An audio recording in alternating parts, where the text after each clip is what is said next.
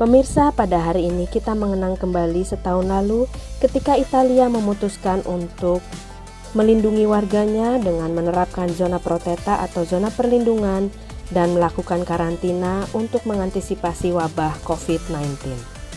Kami bersyukur karena Yang Mulia Duta Besar Ibu Esti Andayani bersedia meluangkan waktunya untuk memberikan pengalamannya dan kisahnya dalam bertugas dan mengayomi warga Indonesia saat beliau memimpin di kawasan yang mengalami wabah. Bagaimana kisahnya? Mari kita simak bersama. Yang Mulia Ibu Dubes Esti Andayani, kami sungguh merasa terhormat sebab Ibu telah meluangkan waktu Ibu yang berharga untuk kami. Apa kabar Ibu?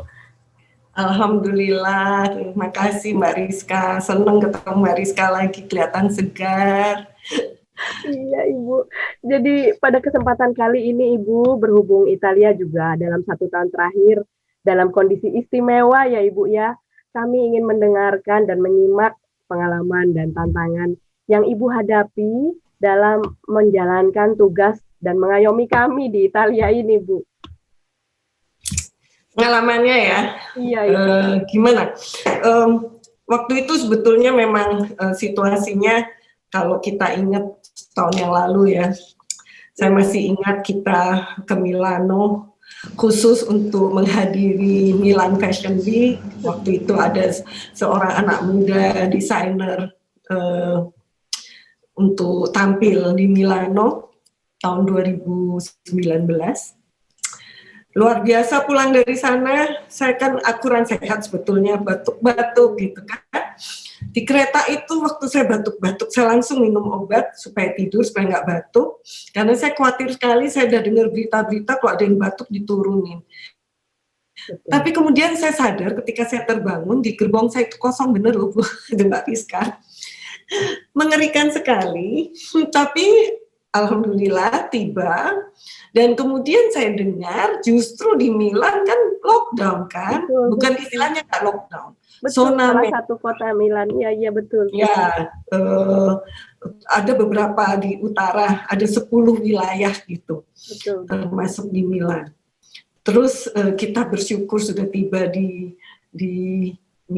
Roma dengan berpikir apa yang terjadi dengan di Milan dan sebagainya ya. Itu sangat mengerikan. Yang saya ingat betul Ibu Menlu tuh sampai bertanya, coba dong kan beritanya udah langsung ke seluruh dunia ya, karena yang terjadi pertama itu mulai lockdown di begitu banyak tempat itu ya di Italia. Coba saya sebutkan nggak bisa tangkap, kirim Ibu, saya akan kirim WA, saya bilang gitu, dan segera laporan tertulis. Baru kita bicara gitu, tahu-tahu kebetulan waktu itu adalah warga kita yang bukan diduga terinfeksi. Di tempat dia bekerja ada yang terinfeksi gitu ya. Di utara. Saya lapor tentunya ke Bu Menlu. Bu Menlu mengingatkan jangan sampai keluar namanya karena waktu itu semuanya selalu jadi rahasia kan. Memang begitu protokolnya.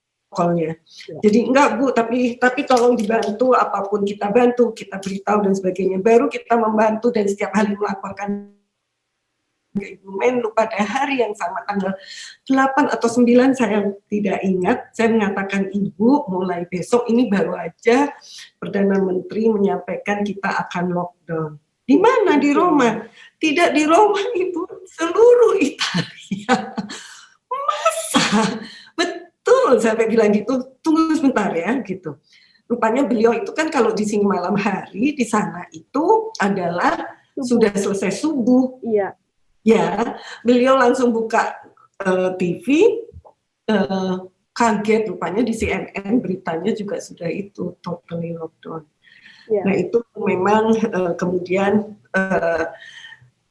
tetap jadi bagaimana saya mengatakan kami akan mengikuti semua, tapi tentunya kami akan tetap berfungsi. Ibu mengingatkan fungsi KBRI adalah termasuk bagaimana caranya tetap melindungi orang Indonesia dan cari dan sebagainya. Kita kebetulan memang sudah biasa kan, sebetulnya kita punya hotline. Nah, tapi itu pengalaman itu menjadi kita soalnya pertama kali, tapi kita langsung mengambil karena kita sudah tahu ada yang teman-teman di Beijing mengalami lebih dulu. Oh iya betul. Dan kita juga mendengar dan melihat laporan-laporannya. Kemudian di Korea Selatan kita juga tahu sudah ada, tapi mereka kan bentuknya lockdown-nya sebagian, tapi mereka juga sudah melakukan repatriasi dan sebagainya. Nah, ini yang membuat kami di sini di KBRI langsung rapat, langsung kita cek nomor-nomor kita punya nomor berapa, terutama nomor mobile, langsung kita dapatkan. Kita masih punya satu mobile lagi yang free untuk bisa kita jadikan khusus hotline COVID. Kenapa kita ambil yang mobile? Karena itu supaya siapapun yang tiket di rumah atau dimanapun, mobile dia tetap bisa terima. Gitu. Itu langsung kita bentuk hotline mobile-nya, kita edarkan ke seluruh. Ini langsung kita juga membentuk yang judulnya Satgas COVID waktu itu.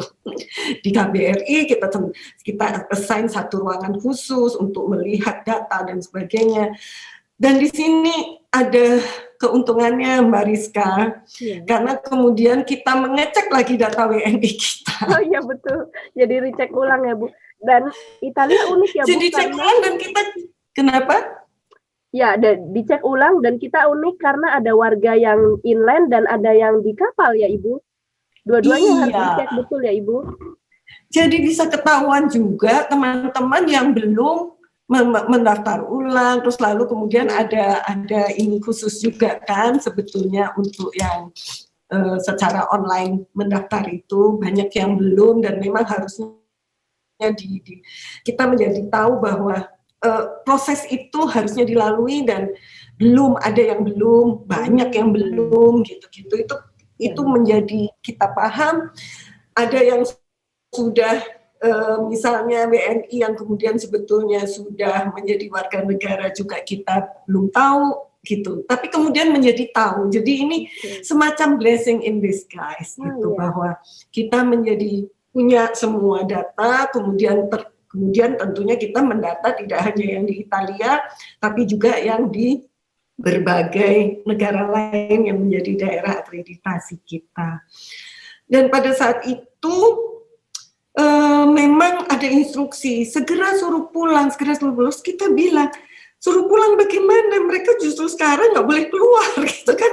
Bukan itu yang turis Indonesianya, jangan dibiarkan ini, disuruh mereka pulang atau pergi ke negara lain yang memang belum tertutup, karena Italia kemudian tertutup. Jadi pada saat itu karena kita juga mencari kabar apakah masih ada penerbangan. Nah, ada penerbangan itu kemudian saya senangnya itu Mbak Rizka, instruksi pusat pun clear.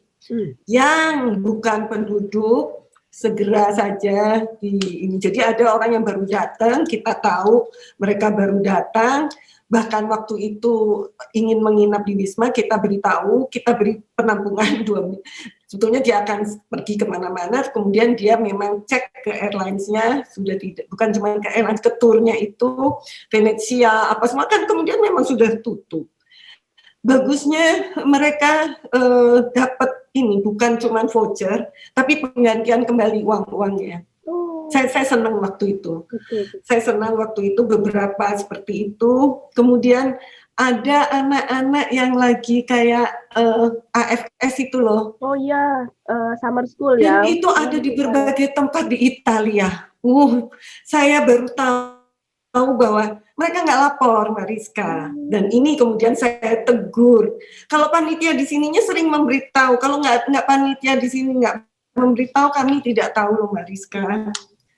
Ini pelajaran untuk teman-teman AFS, apa sih istilahnya sekarang, bukan cuma AFS ya, karena bukan cuma ke Amerika, tapi ke seluruh dunia itu.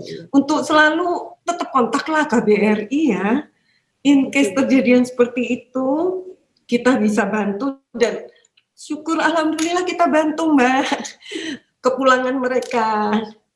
Kita dengan airlines, mengecek airlines gitu. Jadi teman-teman protokol konsuler ya kita udah nggak cuma dua orang itu, semua orang yang ada di Satgas saling membantu. Luar biasa, menyenangkan bahwa dalam situasi yang seperti itu kita ternyata bisa kompak, gitu ya. Kemudian kita tentunya segera juga membuat contingency plan, rencana kontingensi. Karena kita lihat itu harus dibuat. Kita nggak pernah tahu apa yang akan terjadi jika tahu-tahu harus memulangkan semua mahasiswa, harus apa gitu kan. Kita harus buat contingency plan-nya, ada berbagai plan A, plan B, plan C gitu-gitu ya.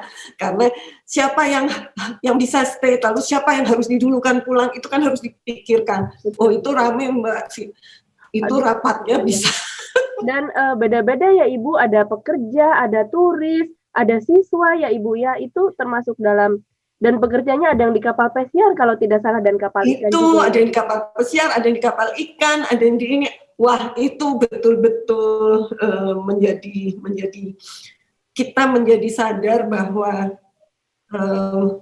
tidak mudah. Padahal di sini nggak terlalu banyak, langsung kita kepikir, aduh gimana di negara yang banyak sekali gitu kan. Tapi yang saya senang di sini aturannya juga sangat clear, gitu kan. Kita bisa mengatakan kepada teman-teman untuk bersabar, dan teman-teman di sini cukup patuh kepada aturan di komunenya masing-masing. Tapi memang tidak mudah pada saat itu. Yang saya suka adalah di sini orang tuh tidak panik. Nah pemirsa, ini adalah bagian pertama wawancara eksklusif dengan Ibu Dubes. Selanjutnya kita ke bagian 2. Mari.